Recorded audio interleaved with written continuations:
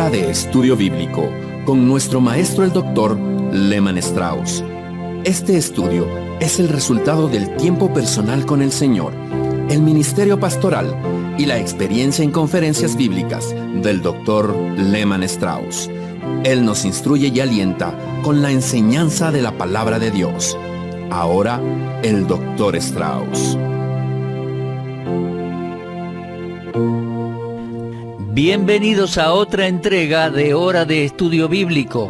Tome su Biblia, por favor. Vamos al libro de Génesis y estamos allí avanzando por el capítulo 27. Me gustaría concluir hoy con el capítulo 27 con unos comentarios y comenzar con el capítulo 28. Ahora, mi amigo, con su Biblia abierta allí en Génesis 27, vamos a ver los últimos versículos, comenzando con el 42. Y después nos vamos a meter en el capítulo 28. Pero antes de avanzar en esta oportunidad, vayamos ante Dios en oración. Amado Padre, estamos muy agradecidos por poder tener tu palabra escrita. Gracias porque tu palabra no solo ha sido inspirada, sino que también ha sido preservada sin errores, y tú la has dado con perfección y hoy podemos disfrutarla. Tu palabra quedó establecida en el cielo y ahora podemos tenerla aquí en la tierra, y por eso te damos gracias. Acepta, oh Dios, nuestra gratitud. Al meditar en tu palabra te pedimos que obres en nuestras vidas, que sea de bendición para cada uno de los oyentes. Esa ama de casa, ese abuelo, esa abuela, alguien en el hospital, alguien allí en la cárcel, alguien allí en su automóvil, aquel joven, aquel matrimonio joven. Te damos gracias, Señor, por nuestros oyentes. Te pedimos nos ilumines con tu palabra. Te damos toda la gloria y la honra. Oramos en el nombre del Señor Jesucristo. Amén. Muy bien, capítulo 27 de Génesis. Esaú, en el versículo 42, expresa su odio por Jacob y luego hace una declaración. Dice que ni bien su padre muera después del funeral y el luto, él va a matar a su hermano Jacob. Mis amigos, creo que él tenía toda la razón de creer que su padre no viviría muchos años, ya que en el capítulo 27, versículo 2, Jacob le dice a Esaú: «He aquí, yo ya estoy viejo, no sé el día de mi muerte». Yo estoy viejo, le estaba diciendo, no sé cuándo me voy a morir. Así que Esaú, tomando en cuenta lo que Isaac le había dicho, más todos los problemas familiares que vemos que este hombre avanzado en años tenía que cargar en su corazón, pensó que su padre moriría y luego él podría matar a su hermano. El versículo 41 del capítulo 27 dice: Esaú en su corazón dijo. O sea que esto es lo que estaba pensando, lo que él meditaba. Pero lo debe haber expresado de alguna manera, ya que en el versículo 42 leemos: fueron dichas a Rebeca las palabras de Esaú, su hijo mayor. Así que Esaú se lo debe haber dicho a alguien, y ese alguien se lo dijo a Rebeca. Tal vez alguno de sus siervos fue a Rebeca, ya que luego Rebeca escuchó en cuanto al plan. Y ella entonces envió y llamó a Jacob su hijo menor y le dijo: «He aquí, Esaú tu hermano se consuela acerca de ti con la idea de matarte». Ahora, mis amigos, eso me dice qué tipo de persona era Esaú. Si él encontraba consuelo en matar a su hermano, desde ya que no era salvo, pienso. En Juan 8:44 leemos que el diablo ha sido homicida desde el principio, y fue Satanás el que puso en el corazón de Caín matar a su hermano Abel. Ahora están aquellos maestros bíblicos que creen, y estos son una minoría, que Esaú era un hombre salvo, pero que era carnal. Bueno, yo no veo eso en la Escritura, para mí no es así, de manera que no puedo estar de acuerdo. A mi juicio, Esaú era un hombre sin Dios, un inconverso que nunca llegó a conocer a Dios personalmente. Puede que haya conocido acerca de Dios, pero él estaba bajo el control de Satanás, entiendo, porque aquí lo vemos consolándose con la idea de matar a su hermano. Ahora bien, Rebeca entró en acción, y esto es típico de Rebeca. Ella sabe cómo enfrentar una situación así con rapidez. Ahora, sus acciones no siempre fueron buenas, no siempre fueron justas, no siempre fueron apropiadas. Sea como fuere, ella era muy veloz y muy activa en cuanto a hacer algo al respecto. Y ella dice en el versículo 43, «Ahora pues, hijo mío, obedece a mi voz. Levántate y huye a casa de Labán, mi hermano en Harán, y mora con él algunos días hasta que el enojo de tu hermano se mitigue». En otras palabras, ella le estaba diciendo, quiero que hagas un viaje, que vayas a Harán, que te quedes en la casa de mi hermano, tu tío, y te quedes allí hasta que a Esaú se le vaya el enojo. El odio se le va a ir y luego podrás volver. Ahora, cuando Rebeca le dijo eso a Jacob, que more con Labán por algunos días hasta que la ira de su hermano se mitigue, ella nunca se imaginó que serían 20 años. De hecho, no tenemos registro alguno de la muerte de Rebeca. Al menos yo no recuerdo haber leído algo al respecto en la Biblia. Y hasta donde yo sé o donde yo entiendo, Rebeca nunca más volvió a ver a Jacob. Ella murió antes que Jacob regresara.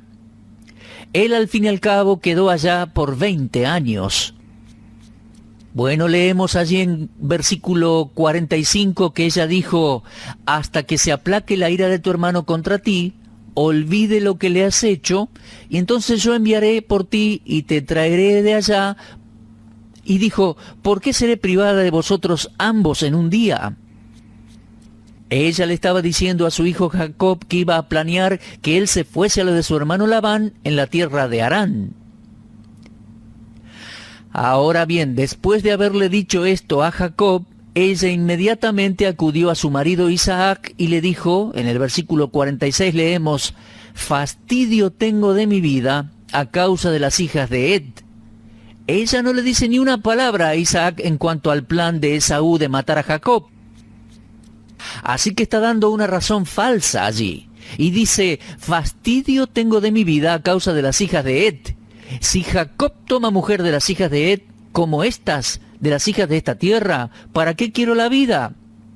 En otras palabras, su hijo Esaú ya se había casado con 2 mujeres cananeas, 2 mujeres paganas, y eran de mucho dolor y pesadumbre para Rebeca. Así que ella le dice a Isaac, si Jacob hace lo mismo que hizo Esaú, mi vida va a ser tan miserable que ¿para qué voy a querer vivir? Así que debemos hacer algo al respecto. Ahora bien, permítame decirle algo. Lo que Rebeca dice aquí, en gran medida es verdad. Un creyente nunca debe casarse con alguien incrédulo. De hecho, eso está prohibido en la Biblia. El punto de vista de Rebeca en cuanto al matrimonio era correcto. Dios no bendice matrimonios mixtos. En 2 Corintios capítulo 6, versículo 14, el apóstol Pablo dice, «No os unáis en yugo desigual con los incrédulos». Y yo nunca conocí un matrimonio mixto que fuese feliz. Cuando un hijo de Dios se casa con un incrédulo, el resultado es un yugo desigual. Dios prohíbe que un creyente se case con un incrédulo. Por muchos años fui pastor y jamás casé a una pareja que no fuera creyente el uno y el otro. La Biblia lo prohíbe. Y eso hubiera sido muy malo también para Jacob, ya que él era del linaje de Sem y estaría en el linaje de Cristo, linaje que debía permanecer puro. Entonces, si Jacob se casaba con una incrédula, el linaje real del Mesías se vería manchado con impureza. Entonces lo que Rebeca dice aquí está bien. Pero ella no estaba diciendo toda la verdad. Ella no le dijo a Isaac por qué quería que Jacob se fuera a la tierra de Harán a buscar una esposa. En realidad, ella tenía miedo que Esaú matase a Jacob. Así que acudió a Isaac y le sugirió esto. Bueno, Isaac se encargó de las cosas y ahí leemos en el capítulo 28, entonces Isaac llamó a Jacob, lo bendijo y lo mandó diciendo, no tomes mujer de las hijas de Canaán. Ahora, mis amigos, Como recién decíamos, ese fue un buen consejo. Y creo que Isaac lo aprendió de su padre. Si uno regresa al capítulo 24 de Génesis, en el versículo 3, recordamos que Abraham planeó el matrimonio apropiado para Isaac. Isaac lo sabía, por supuesto lo recordaba, aprendió esa lección de su padre a no unirse en yugo desigual y le estaba pasando el mismo consejo a Jacob. El hecho que Esaú no siguió ese consejo fue algo muy desafortunado. Esaú no aprendió la lección. ¿A dónde estaba Isaac cuando Esaú buscó mujeres paganas? ¿Por qué no le enseñó? Mi amigo, con su Biblia abierta, vaya por un momento al capítulo 28, versículo 6, y voy a leer allí un par de versículos. Génesis 28, 6. Vio Esaú cómo Isaac había bendecido a Jacob y la había enviado a Parán Aram para tomar para sí mujer de allá, y que cuando le bendijo le había mandado diciendo: no tomarás mujer de las hijas de Canaán, y que Jacob había obedecido a su padre y a su madre y se había ido a Padán Aram. Vio asimismo Esaú que las hijas de Canaán parecían mal a Isaac su padre, y se fue Esaú a Ismael, y tomó para sí por mujer a Maalat, hija de Ismael, hijo de Abraham, hermana de Nebaiot, además de sus otras mujeres. Bueno, creo que casarse ahora con una de las descendientes de Ismael era tan malo como casarse con una mujer cananea. Así que, como vemos, creo que Esaú nunca aprendió la lección. Si pensó que iba a agradar a sus padres casándose con una mujer egipcia en vez de cananea, se equivocó, ya que eso también era yugo desigual. Esaú no había aprendido la lección, pero Jacob creo que sí. Ahora Dios estaba protegiendo a Jacob, porque Dios había dicho, antes que estos jóvenes nacieran, que el mayor serviría al menor. Ese linaje real no vendría por parte de Esaú, sino por medio de Jacob. Así que Isaac le dijo a su hijo Jacob, en versículo 2 del capítulo 28, levántate, ve a Padán Aram, a casa de Betuel, padre de tu madre, y toma allí mujeres de las hijas de Labán, hermano de tu madre, y el Dios omnipotente te bendiga. Ahora, esta es la segunda aparición del nombre, el Dios omnipotente. Lo vimos por primera vez en el capítulo 17, versículo 1. Cuando Dios se le apareció a Abraham, le dijo: yo soy el Dios todopoderoso. Ese es el nombre de Dios, que en hebreo es El Shaddai. Dios que es suficiente. Viene de la palabra hebrea Shad, que significa pecho materno, y algunos maestros traducen el nombre Dios Todopoderoso como el Dios de toda suficiencia. Toda suficiencia y provisión.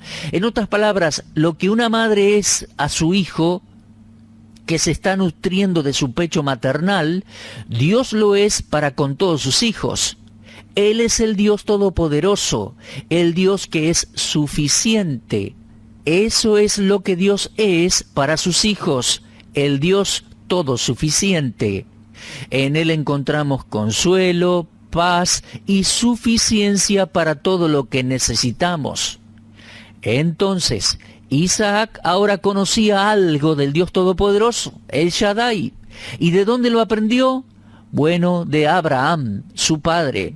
Porque Dios se reveló primeramente como el Todopoderoso a Abraham, el padre de Isaac. Bueno, Isaac le dijo a Jacob: el Dios omnipotente te bendiga y te haga fructificar y te multiplique hasta llegar a ser multitud de pueblos y te dé la bendición de Abraham. Bueno, ¿y qué es la bendición de Abraham? Para mí es la suma de todo lo que Dios le prometió a Abraham. Si usted regresa al capítulo 12 de Génesis y lee los primeros 3 versículos, cuando Dios llamó a Abraham de Ur de los Caldeos, Él le prometió una tierra, una posesión, una posteridad y una protección. Entonces, todo lo que Dios le prometió a Abraham fue transferido a Isaac. lo cual ahora era transferido a Jacob. En otras palabras, el linaje real seguiría adelante hasta que llegara el Cristo. Así que Isaac le dice a Jacob: y el Dios omnipotente te bendiga y te haga fructificar y te multiplique hasta llegar a ser multitud de pueblos, y te dé la bendición de Abraham y a tu descendencia contigo, para que heredes la tierra en que moras, que Dios dio a Abraham. Bueno, mis amigos, vamos a avanzar al versículo 10, ya que hemos considerado esos versículos en los que Esaú toma por esposa a una egipcia, una de las hijas de Ismael. Y llegando al versículo 10, leemos: salió pues Jacob de Beerseba y fue a Harán. Ahora bien, la distancia total desde donde Isaac vivía con su familia hasta la tierra de Harán era aproximadamente unos 800 kilómetros. Ahora, yo no sé si Jacob tenía una bestia de carga o si estaba caminando. Me imagino que habrá caminado. Así que le iba a llevar varias semanas llegar hasta la tierra de Harán. Así que salió e iba a ser muy pronto su primera parada. Leemos en el versículo allí 10: salió pues Jacob de Beerseba y se fue a Harán, y llegó a un cierto lugar y durmió allí, porque ya el sol se había puesto.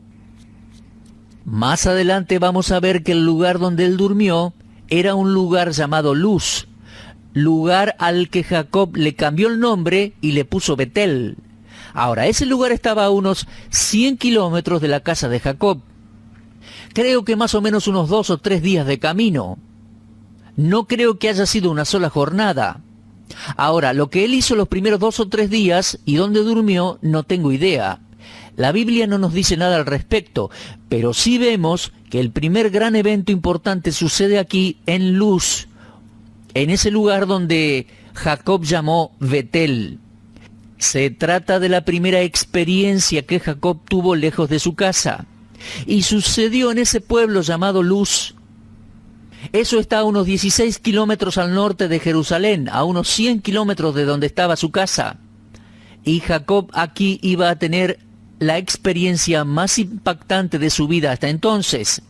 De hecho, aquí es donde encuentra a Dios de manera personal y experimental por primera vez. Cuando Jacob llegó a Betel, él tuvo lo que para mí es uno de los sueños más significativos que alguien pueda tener. En el versículo 12 del capítulo 28 leemos así: soñó, y he aquí una escalera que estaba apoyada en tierra, y su extremo tocaba en el cielo. Y he aquí ángeles de Dios que subían y descendían por ella. Y he aquí Jehová estaba en lo alto de ella, el cual dijo: yo soy Jehová, el Dios de Abraham tu padre, el Dios de Isaac. La tierra en que estás acostado te la daré a ti y a tu descendencia.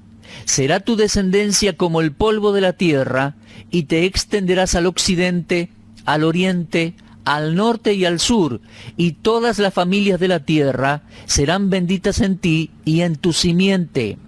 He aquí yo estoy contigo y te guardaré por donde quiera que fueres, y volveré a traerte a esta tierra, porque no te dejaré hasta que haya hecho lo que te he dicho. Y despertó Jacob de su sueño y dijo: ciertamente Jehová está en este lugar, y yo no lo sabía. Aquí entonces tenemos a Jacob pasando por una experiencia tremenda, lo que a mi juicio es la experiencia más maravillosa de su vida. Ahora, tal como dije, los primeros 2 o 3 días de su viaje fueron en silencio. La Biblia no nos dice nada al respecto. Y creo que las vivencias que él haya tenido en esos días no eran importantes como para ser registradas en la palabra de Dios. A propósito, recordemos que fue cerca de Betel donde Abraham había construido un altar en el capítulo 12, versículo 8, y también después en el capítulo 13. Y ese era un lugar al cual Jacob regresaría según Génesis 35. Bueno, más adelante vamos a ver eso. Betel pasaría a ser para Jacob un recordatorio para siempre de las promesas de Dios para él y de la habilidad de Dios en cumplir con esas promesas. Me pregunto, ¿tiene usted un Betel en su vida, mi amigo? ¿Tiene usted ese lugar en el cual tuvo su primera experiencia con Dios cuando realmente nació de nuevo? Yo tengo un Betel en mi vida. Sucedió hace muchos años atrás. Recuerdo aquella ciudad, aquella casa. Alguien se acercó a mi vida, me habló de Cristo, yo le recibí como mi Salvador. Yo había escuchado de Dios, de la misma manera que Jacob había escuchado de Dios por medio de su padre Isaac. Yo sabía en cuanto a la Biblia, de la misma manera que Jacob sabía algo del plan de Dios por medio de Isaac, pero nunca había nacido de nuevo, nunca había aceptado a Cristo de manera experimental y personal. Y fue en aquella ocasión, para un tiempo de Navidad, a la tarde. Yo recuerdo, para mí ese fue un lugar memorial. No sé si aquella casa en aquel lugar todavía estará, pero tengo ese Betel en mi recuerdo, esa casa de Dios. Y allí fue donde Jacob conoció a Dios. Ahora, al llegar a Betel, la Biblia no dice si él se dio cuenta que ese lugar había sido de tanta importancia para Abraham. No sé si Jacob sabía que su abuelo Abraham en una ocasión levantó un altar allí en Betel. Es posible que los restos de ese altar estuvieran allí cuando él llegó, pero no lo sabemos con certeza, sería pura especulación. Pero sea como sea, fue en ese punto y en ese lugar que Dios escogió revelarse a Jacob, de la misma manera que se había revelado a Abraham y donde Abraham tuvo una maravillosa experiencia con Dios. En ese mismo lugar llegaba Jacob a conocer las promesas de Dios. Creo que Jacob había adorado con sus padres, Isaac y Rebeca. No hay duda que elevó oraciones a Dios, pero creo que nunca antes, aparentemente, Dios se le había aparecido o hablado a Jacob personalmente, como si lo había hecho con anterioridad con Abraham y con Isaac. Fue en esa ocasión, mientras Jacob dormía en las piedras de Betel, que Dios descendió en una teofanía, en una visión, y se le apareció a Jacob. Ahora, la escalera fue una particularidad del sueño de Jacob. La escalera que llegaba al cielo, a la misma presencia de Dios. Era ancha, era muy alta, de manera que muchos ángeles subían y bajaban a la vez. Ahora, ¿qué significaba esa escalera? Pienso que tenemos una sugerencia de ello en el capítulo 1 del Evangelio de San Juan. Natanael, el hermano de Felipe, estaba sentado bajo una higuera meditando, y Jesús, en el versículo 47 de Juan 1, dice que se acercó y le dijo, leemos así en el texto, cuando Jesús vio a Natanael que se le acercaba, dijo de él, he aquí un verdadero israelita en quien no hay engaño. En otras palabras, Natanael no era un hombre como Jacob. Jacob era un engañador, un suplantador, un tramposo, que le había hecho trampa a su hermano Esaú. Pero llegando al Señor tenemos un hombre en el cual no había engaño. Y le dijo Natanael, ¿de dónde me conoces? Respondió Jesús y le dijo, antes que Felipe te llamara, cuando estabas debajo de la higuera, te vi. Respondió Natanael y le dijo, Rabí, tú eres el Hijo de Dios, tú eres el Rey de Israel. Respondió Jesús y le dijo, porque te dije, te vi debajo de la higuera, ¿crees? Cosas mayores que estas verás. Y le dijo, de cierto te digo, de aquí en adelante veréis al cielo abierto y a los ángeles de Dios que suben y descienden sobre el Hijo del Hombre. Ahora yo me pregunté, ¿qué tiene que ver este pasaje de Juan con la escena de Génesis 28? ¿Tiene usted alguna idea en cuanto a lo que Natanael estaba pensando debajo de esa higuera? Mire, yo creo tenerla. Pienso que la respuesta nos la sugiere el capítulo 1, versículo 51. Es posible que Natanael estuviese meditando en cuanto a Jacob, a quien Dios se le había revelado en sueños en Génesis capítulo 28, versículos 10 al 17. Eso puede explicar la referencia del Señor a Natanael. Jesús le prometió a Natanael que él vería mayores revelaciones. Natanael descubriría que Cristo mismo es el eslabón entre el cielo y la tierra.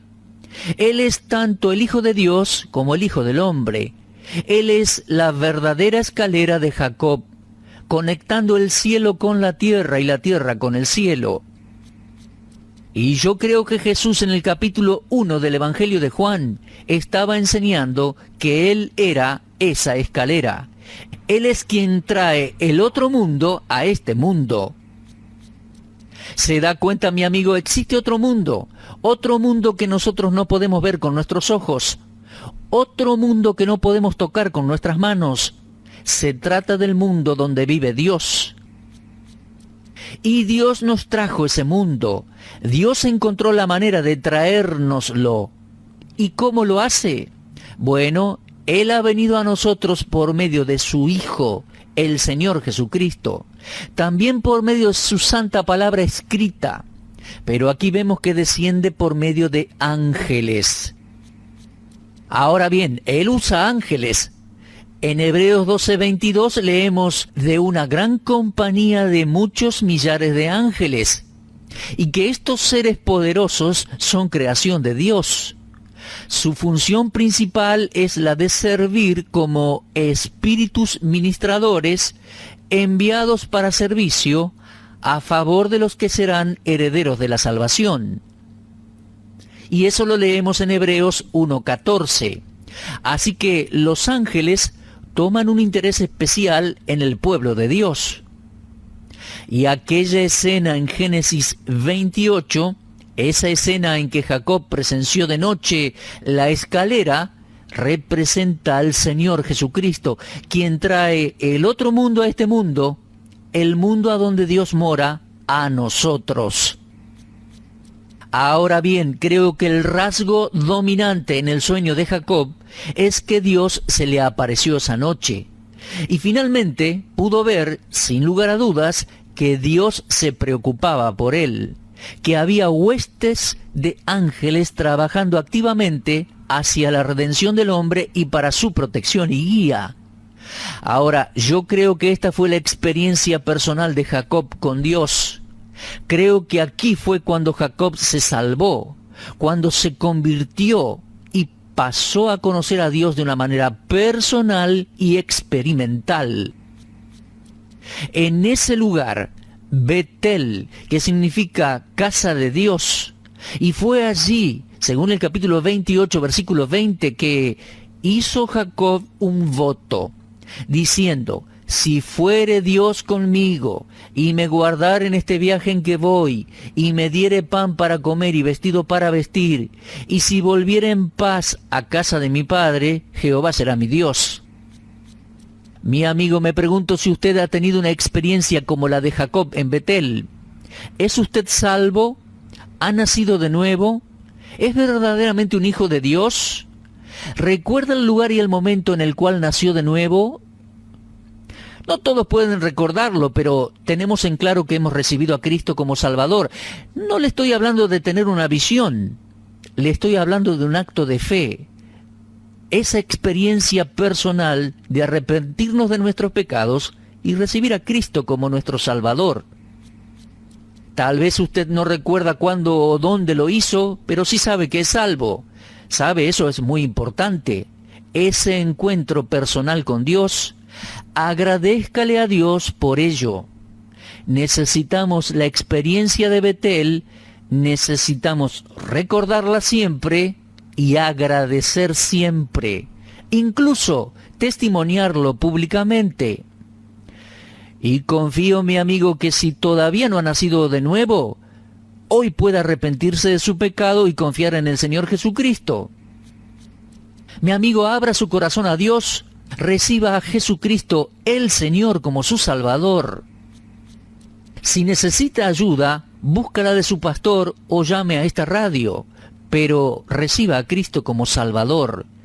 Tenga su propio encuentro con Dios. Bueno, mis amigos, en nuestro próximo programa vamos a continuar con capítulo 28. Les recomiendo una vez más, repase en su casa hoy la lectura de Génesis capítulo 28. Nos encontramos en nuestro próximo programa, Dios mediante. Muchas gracias, será hasta entonces y que Dios los bendiga grandemente. Usted estuvo escuchando Hora de Estudio Bíblico con el maestro el doctor Lehman Strauss. Si desea escuchar una vez más este mensaje, visite nuestra página en la internet www.bbnradio.org. Le dejamos la invitación para que el día de mañana nos acompañe aquí, en este mismo horario y punto del dial. Hora de Estudio Bíblico es una producción de BBN.